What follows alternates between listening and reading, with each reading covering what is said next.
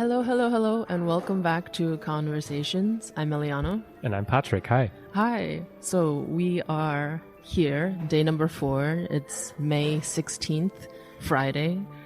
We have seen quite a few things. There are quite a few things to talk about. This is our first recording that will be released. And thus far, how is the festival going for you, Patrick?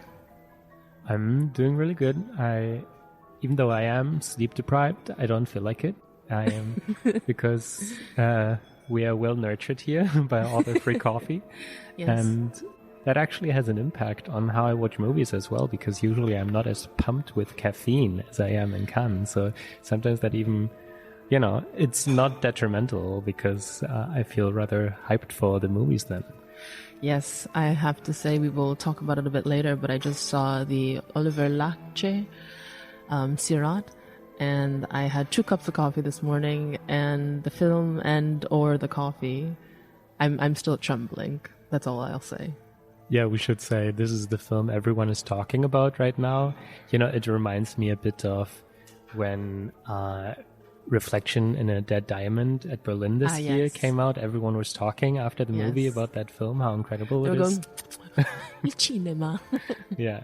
And the thing one could not do in Berlin, but what one can do here is if you hear buzz for a certain movie, you can leave the Palais, go to the actual better screening rooms that are a bit far off from here, but you can take the bus and then you can actually see some films in IMAX and much better theaters and more legroom than you would ever find here in the Palais. And that is what I did, but fortuitously, because I had actually missed a screening last night and I got to catch up with it today per Patrick's suggestion at the Cineum. Right. But before we go further into that, since that's our first episode from this year's festival, we should, just talk about perhaps lineup overall. Like, I mean, now on day 4, it's not as it's not as exciting live. But there is not as much tension in the air as there was before. Everyone is just, tending to their business. But so far, Eliana, of the films you have not seen yet, what is still, and I think it's a very deep lineup this year, right? So many titles. There's so many titles, and I'm assuming you mean across all the sections really. Course, quickly, just Semaine de la critique, Un certain regard, Cannes cinéastes, as was renamed last year, I believe already, so the second year. And Premiere. Out of competition, midnight screenings, competition, and acid. Yeah. And there's some La Cinef and a few short programs as well. And we might even be missing something. It's possible. I'm not even sure. Very The Factory, but that's Cannes technically. Yeah. For a long time they said that, I'm from Berlin, so people, especially Germans, they're always complaining about things, and they're always complaining how badly managed these sections are, and that people don't really understand what the difference is between them. But I feel here it's also very difficult to get an overview and proper understanding of what these sections stand for. Yeah. As I like to say, like the French language, you have your lists of rules, and then you have your list of exceptions, which is even longer than the list of rules, in terms of at least defining and guiding the sections and what they are to stand for. Right. But you asked me a question, and I'm going to answer it now. So I'm still excited to see a few films. I mean, there's so many films and there's so much overlap between both of us. I know we're both excited to see the new Panahi, A Simple Accident, or just...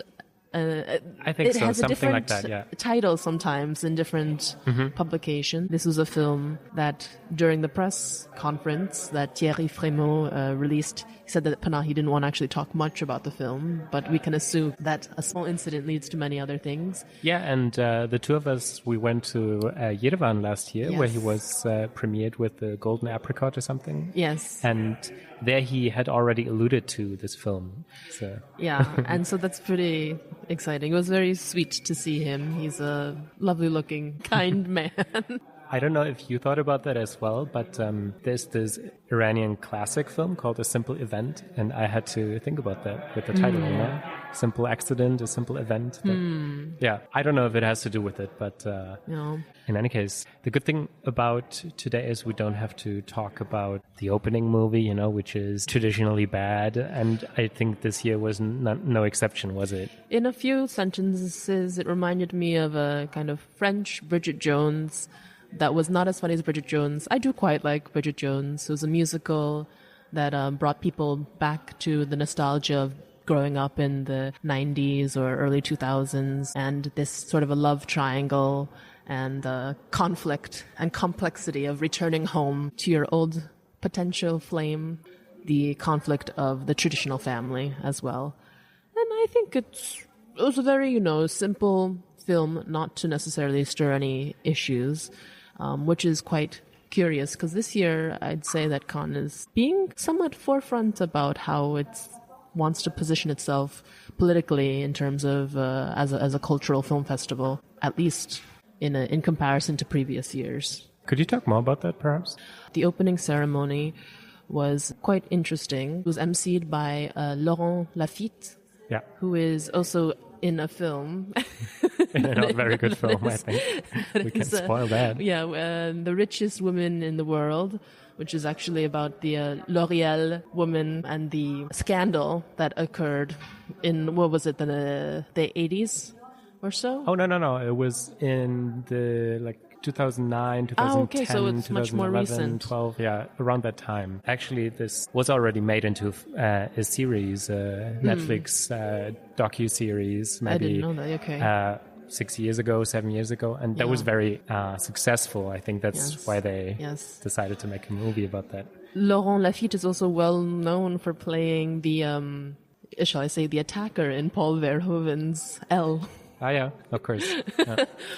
But he was there, leave the message essentially that there is a conflict. He was, in some sense, representing actors everywhere to both raise the issue of what it means to be an actor that is not, who has to take perhaps the force or the sacrifice to even consider using their individual words to make a position on anything political.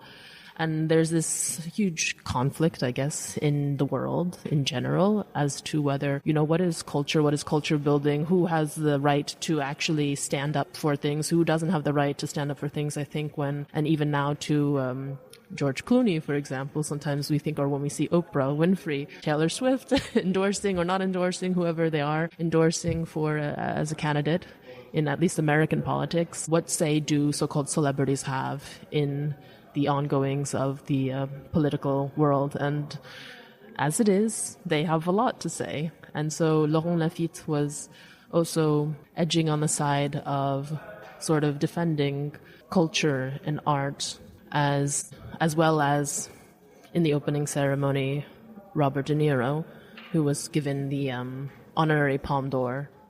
But I'm digressing a little bit. No. But I think the name, for instance, you didn't mention yet is Adèle Haenel, right?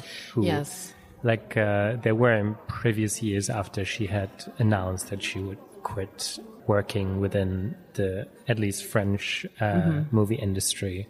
And since then we have seen her primarily in theater pieces like by Gisèle Vienne. Yeah, her name was mentioned, and we may remember from previous editions of Cannes, her name appeared often in press conferences, or at least once or twice, and Thierry Frémaux was rather, harshly brushing over that, and he was not very delighted by these questions. So I wonder how he felt about her name being mentioned during this ceremony. Yeah, I mean, essentially, Laurent too was saying that as an actor, when you sometimes take a stance, you're punished. Right? Yeah, you're punished, or you're either known, or even the mystery. I believe he'd believe that the mystery of the profession of being an actor is at risk, because if you become too associated with the cause, you might be typecast, you might be whatever, and that's understandable. So it was a curious way to see how one might react to the politics at hand, but still overall as well. Juliette Binoche, who's the presiding jury president this year for the competition films, also appeared almost in a Benedetta sequel. Very innocently looking. Yeah. Purity, yes. I mean, she looked lovely, but it was almost as if she would ascend into the heavens. And she was preaching humility and the need for us to continue to fight. And she also raised the issue of Palestine and a certain film that is in the acid section. You Put Your Soul in Your Hand and Walk, by Iran-born director Sapideh Farsi. Yeah, and I think we can, apart from that, we can leave the ceremony be ceremony. It's a few days ago, and Yes. I also found the Robert De Niro speech, I found it rather dull and not much insightful. It's one of these speeches, that just happen. But of course it's Cannes, and they can basically get whomever they want, so they could get Leonardo DiCaprio to present this. And Yes, there's very strong American Hollywood presence here. We have DiCaprio, Tarantino, De Niro, and so on and so on, etc.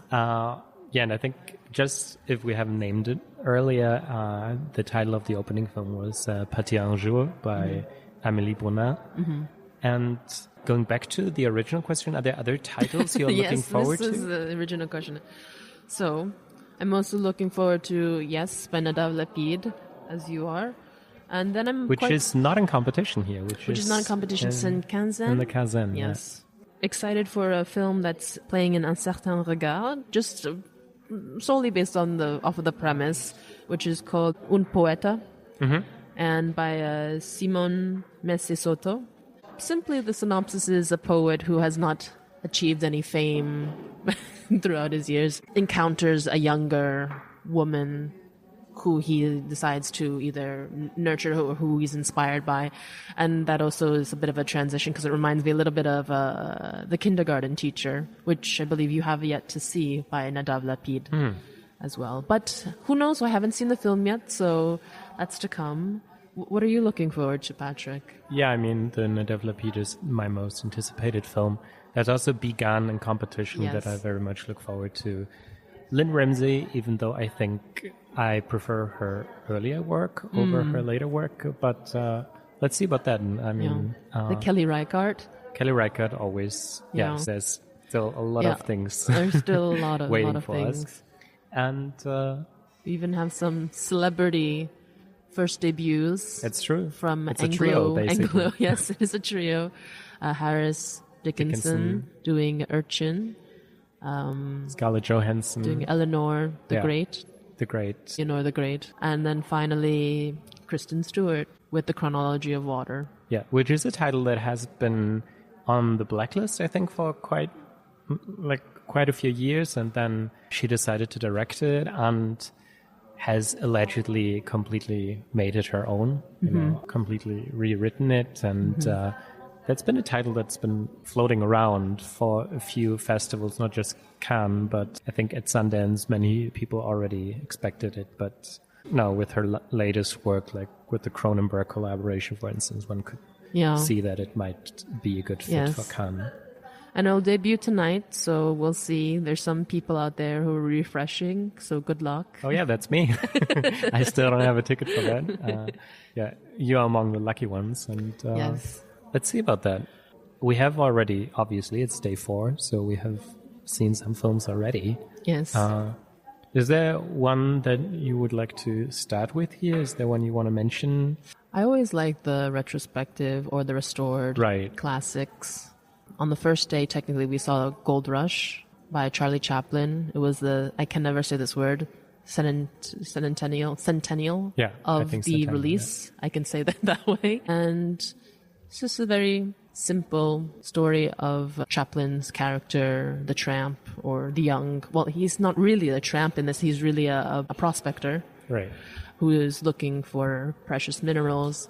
And he's with 2 other people. And it's an incredible set. It's very funny. It's a lovely restoration, the grandson of Chaplin and the granddaughter of Chaplin were there to present the film, along with, as almost usually is the case, what is it called? The restoration.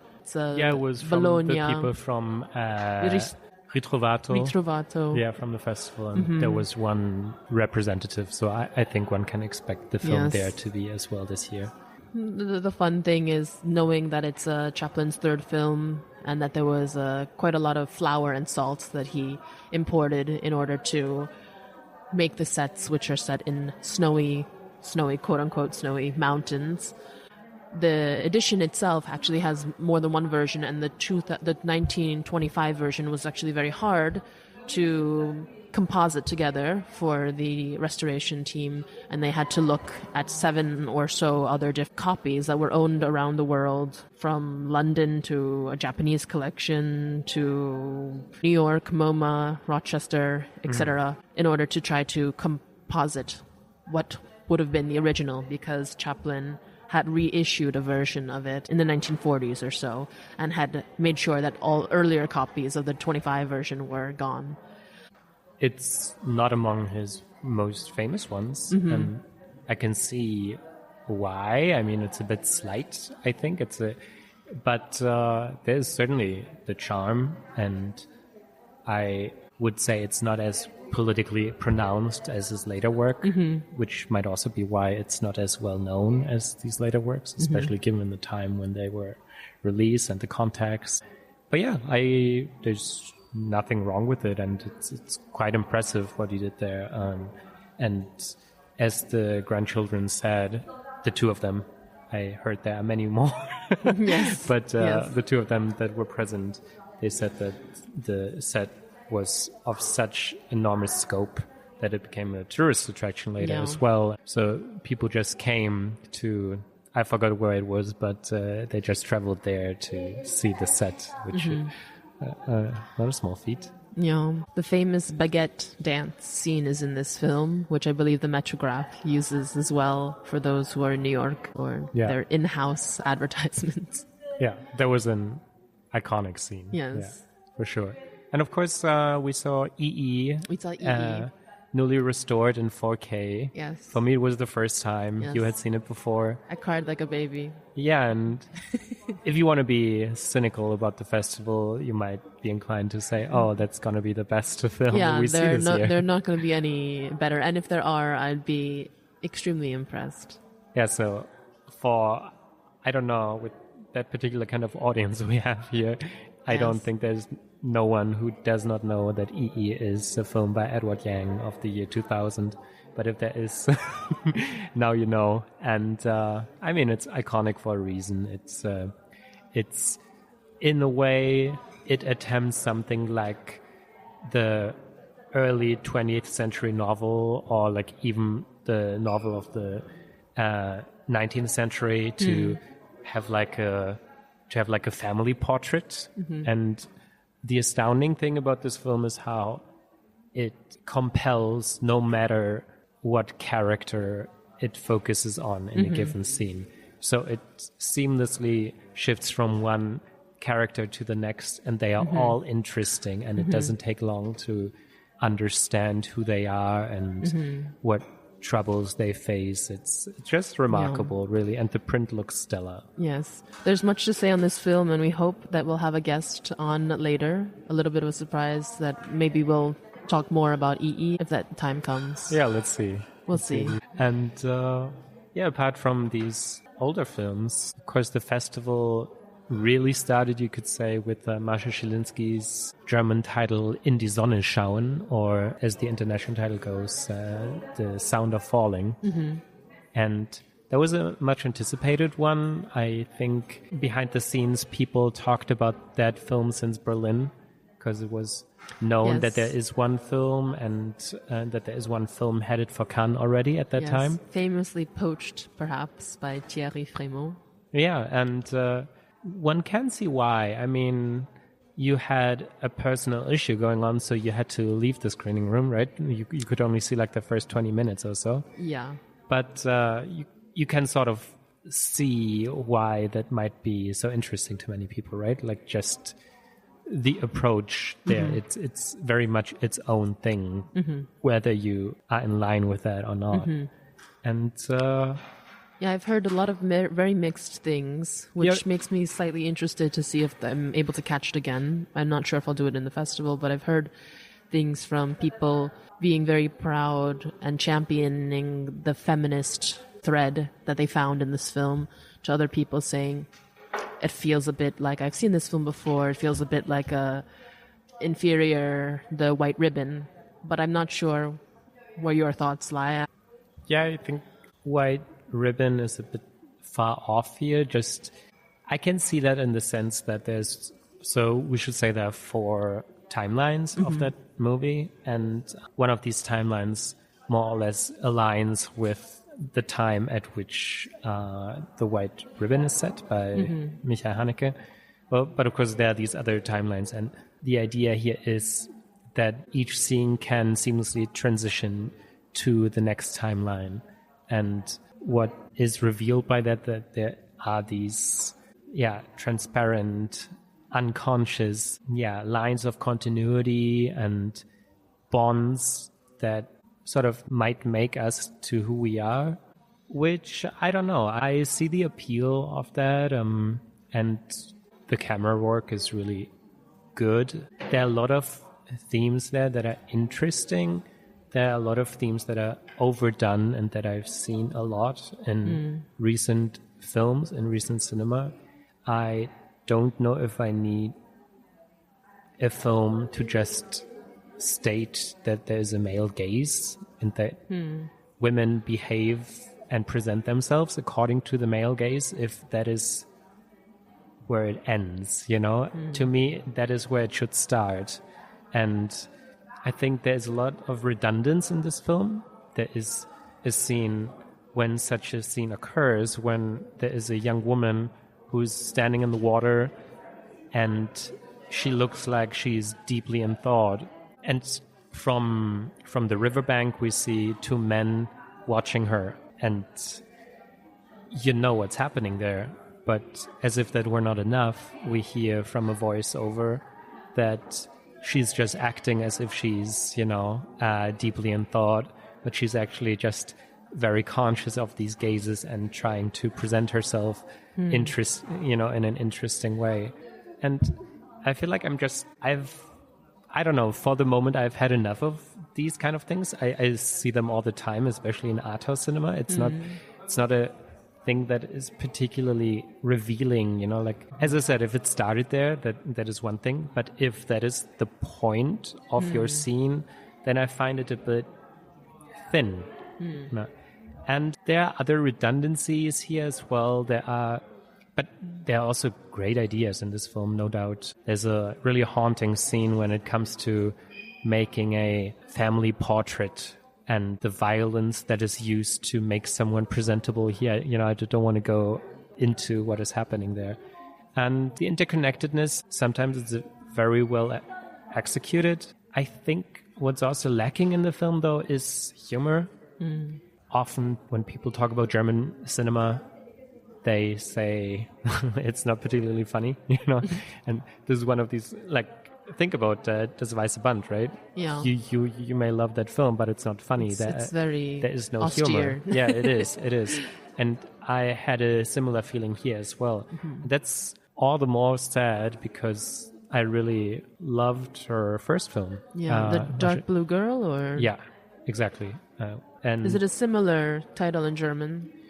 Yeah, the German is just The Daughter. Yeah. Because the German title for this film, The Sound of Falling, is a bit different if you were to directly translate it. Yeah, like Looking into the Sun. Yeah, it did have a different original working title, which I liked, but it doesn't. I think they did well with changing it for that particular film, even though I liked the original title more, but perhaps not for this film. Yeah, and she was really, like, imagine with her first film coming from a side section of Berlin into Cannes competition. It's quite remarkable. And apparently, according to all I know from interviews and so on, she's not at all well connected, to this entire industry. So her showing up like this, it's it's quite something. And I'm also curious because in the very few minutes that I was in the screening, she had, it seemed like a loyal fan base.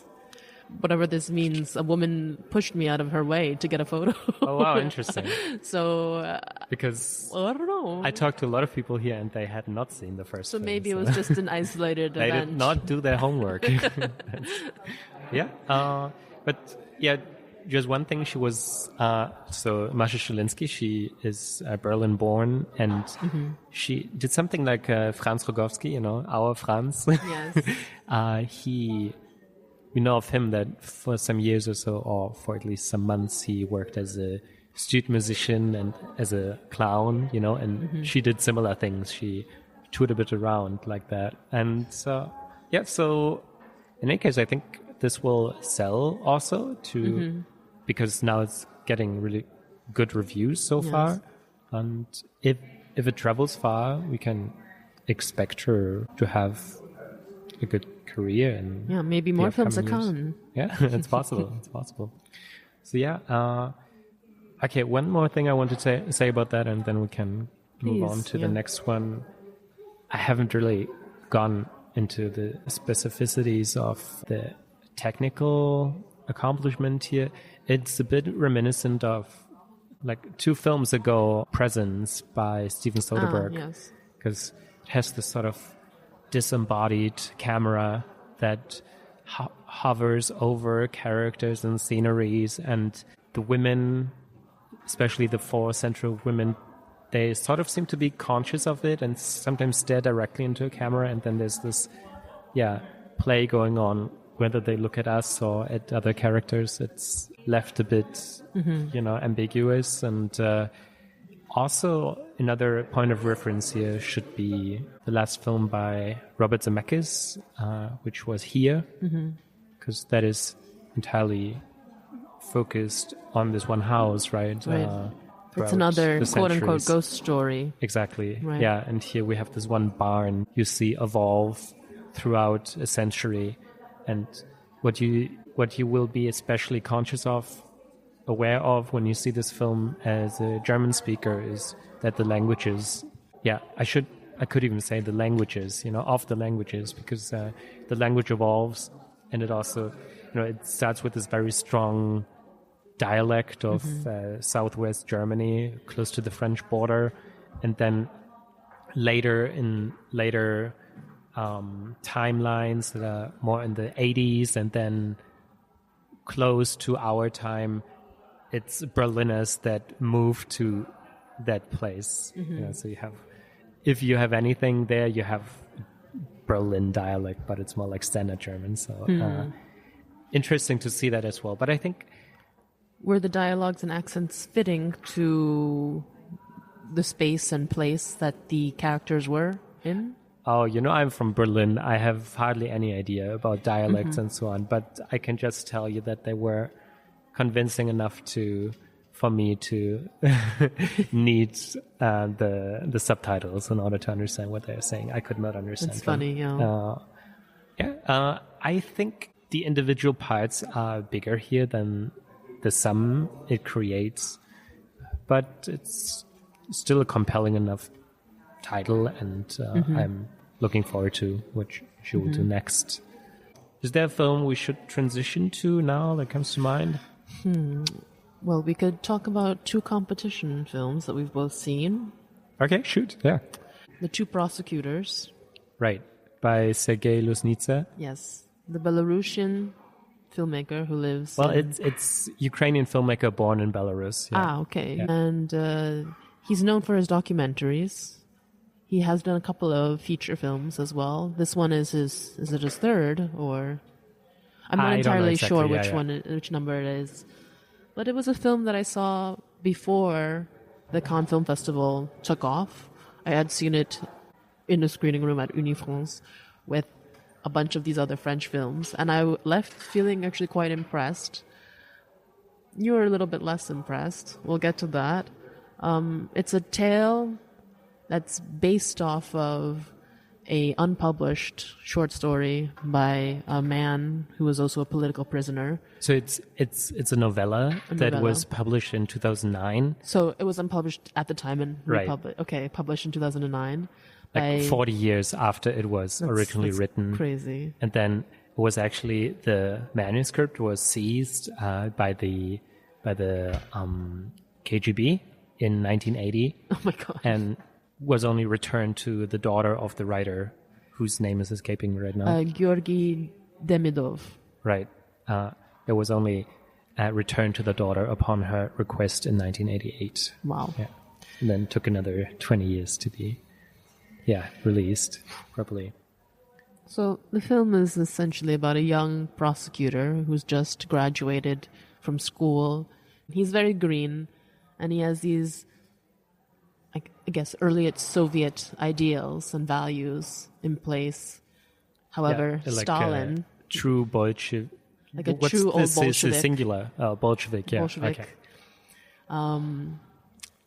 The year is 1937, which is during the high time of the Stalin Purge, the Great Terror or the Great Purge.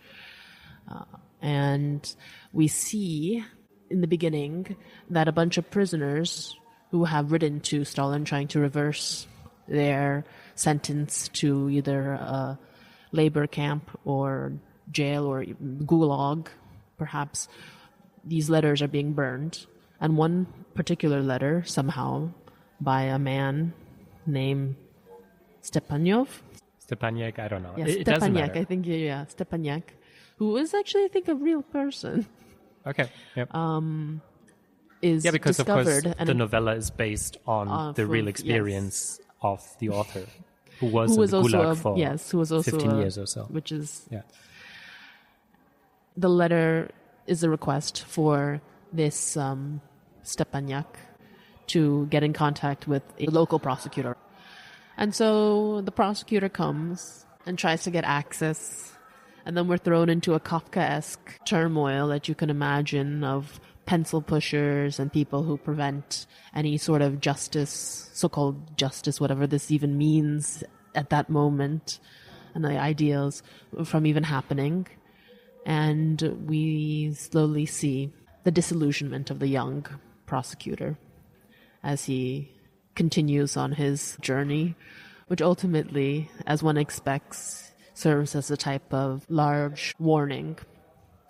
The film is also quite serious and austere. You didn't really like the aesthetic of it, I believe. Mm-hmm. I'm not usually bothered by it, but I was very transfixed. It was a very silent screening. Mm-hmm. And I think that for me the film worked well in that it played out like a thriller, a slow burn thriller, and we sort of know what's happening. At the same time, I would argue, maybe it could have been just a short film. It was was it over 2 hours or just about 2 hours long?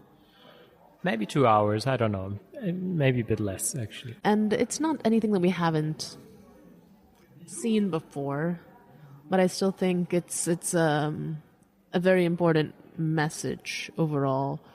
When we think about Stalin, when we think about the rise of dictators, Stalin originally was also just the general secretary, because he was the one who was in charge of doing bureaucracy and the memberships of people.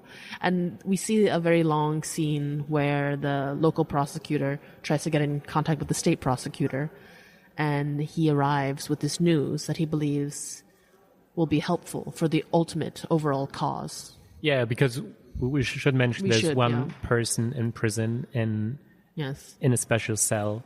Yes. That is the one that remained resilient throughout, who has not given in, so who has not signed any kind of, false testimony to basically admit guilt, to confess guilt to a crime that has not even necessarily been committed. Exactly. So, and this one man informs the protagonist about everything that's going on. And then he goes from, I forgot where it is, but it's somewhere in the... It's somewhere in the middle of nowhere. Yes. And he goes to Moscow to, as you said, to talk to this Yes. prosecutor.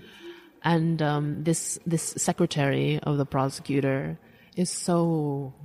We've all encountered this type of a person behind the desk who has, it seems, all the power in the world, even though they're still just the secretary, and they're just gatekeeping access to the so-called person who we believe will give us at least their ears, if anything.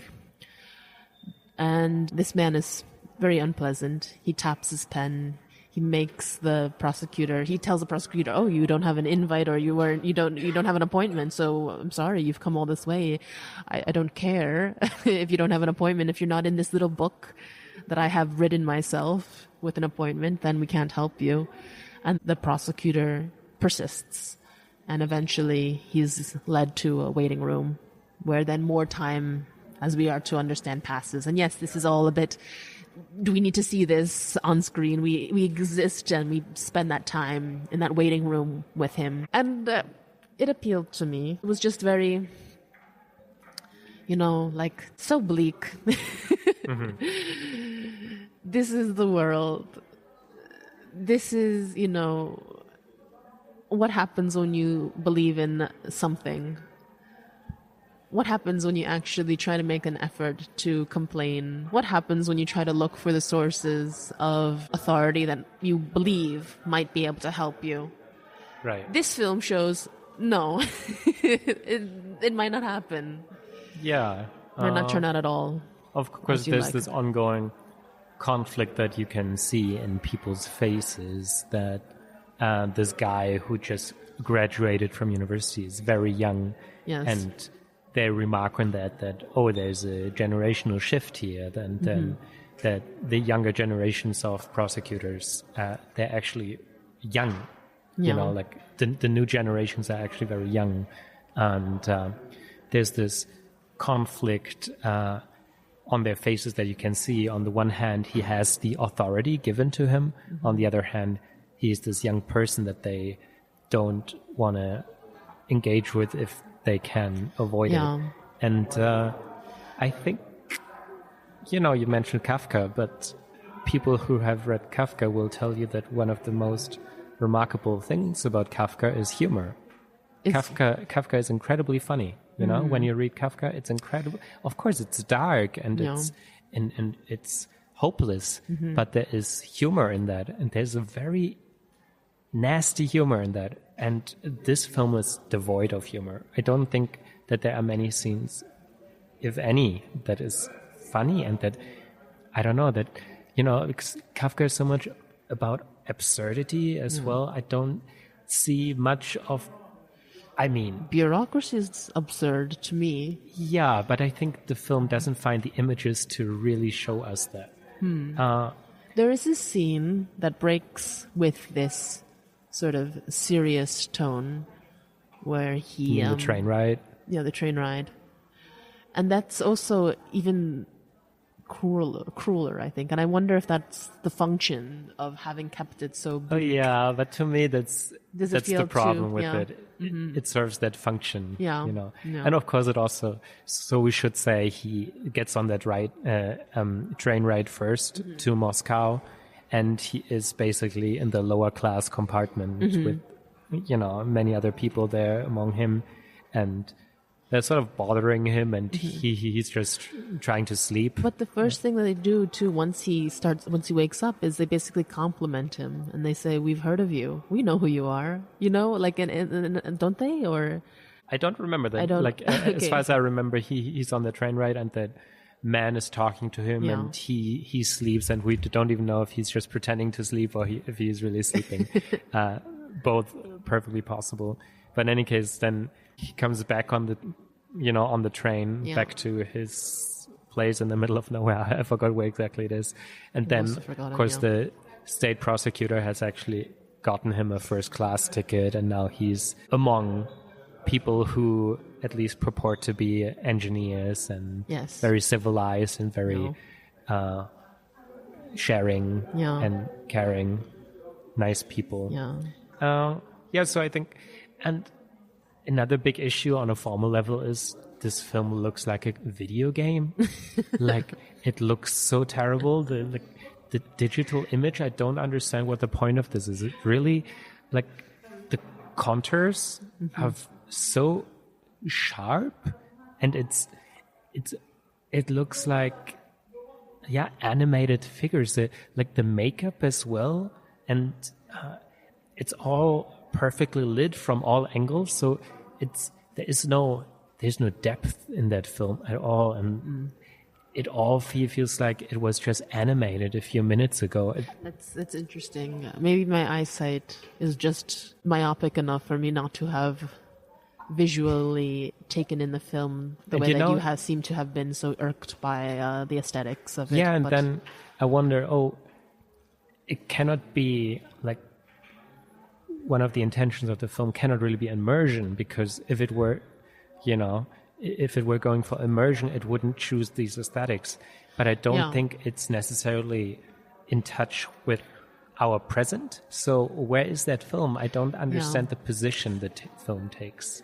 It reminds me, in a sense, when you do talk of it this way, wondering if they have taken some form of like a newspaper aesthetic to sort of say, hello, this is an event from 1937. Yes, it's based off of a novella, but this past is in our present now.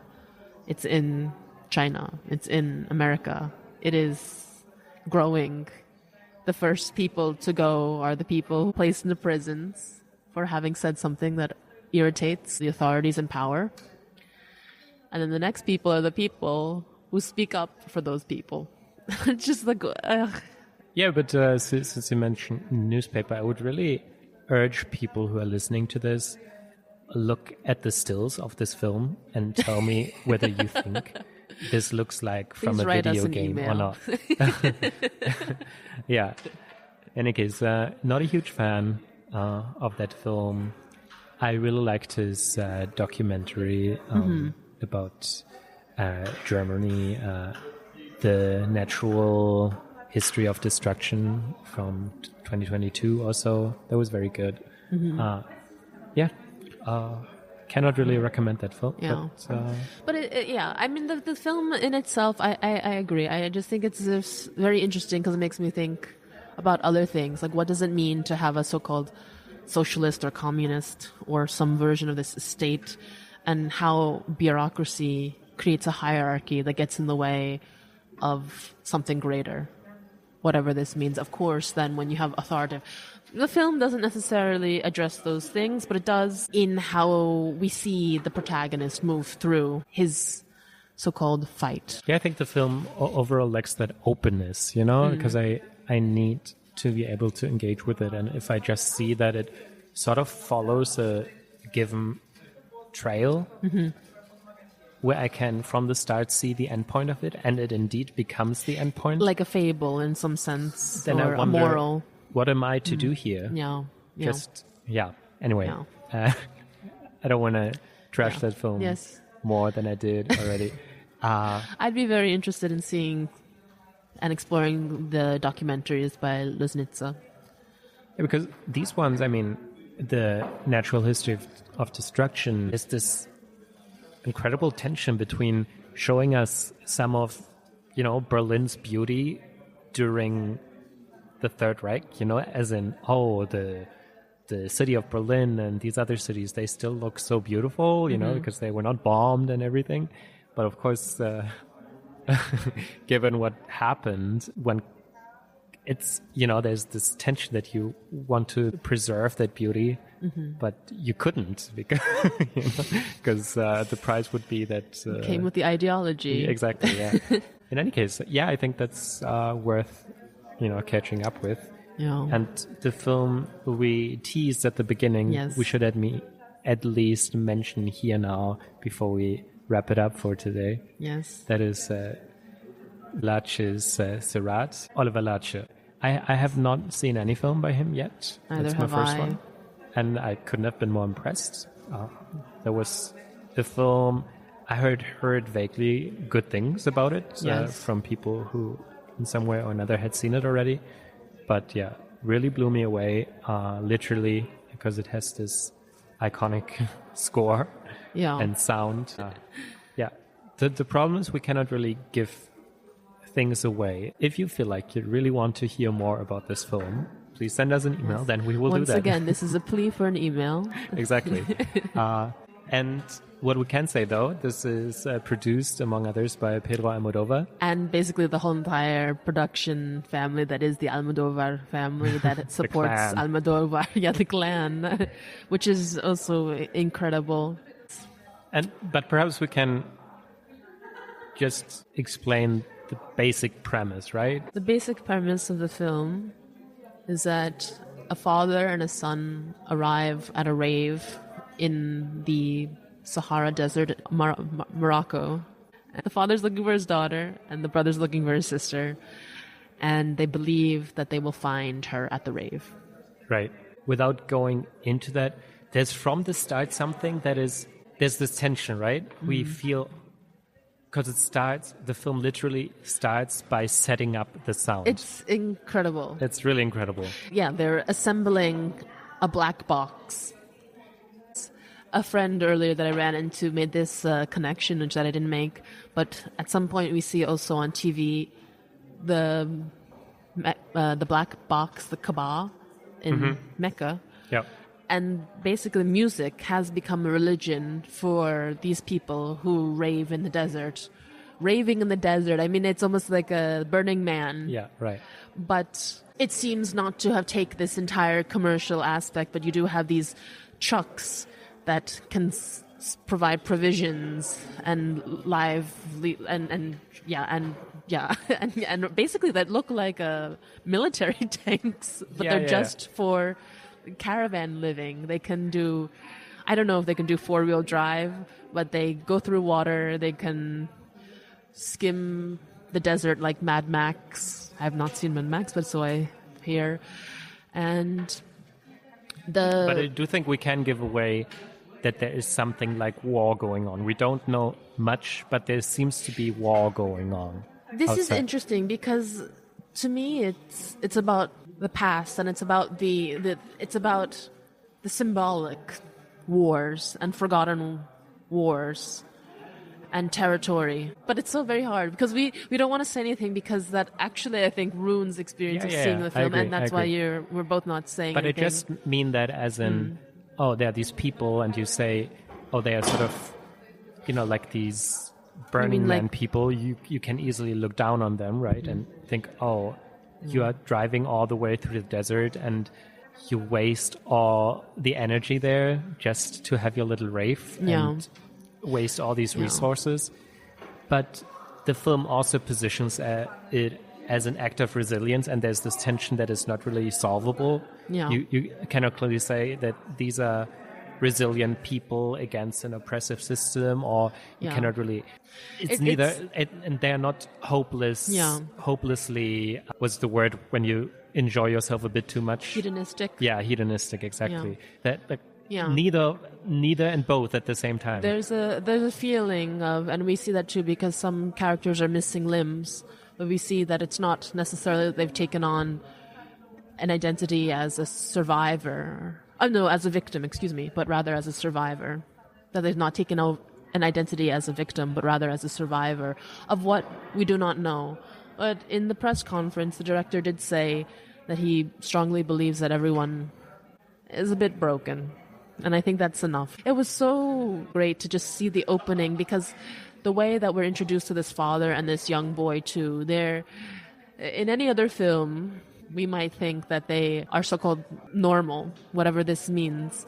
But in this film, after the title credits run through, if you want to explain, after the title credits roll through, which is also very artfully done by simply having the faces of the actors that play, who many of them actually take on the name of a character, which is their actual name, and you see the names of the actor as a credit roll in the beginning. But, sorry, what am I saying? But that the father and the son, they stick out. They stick out so much.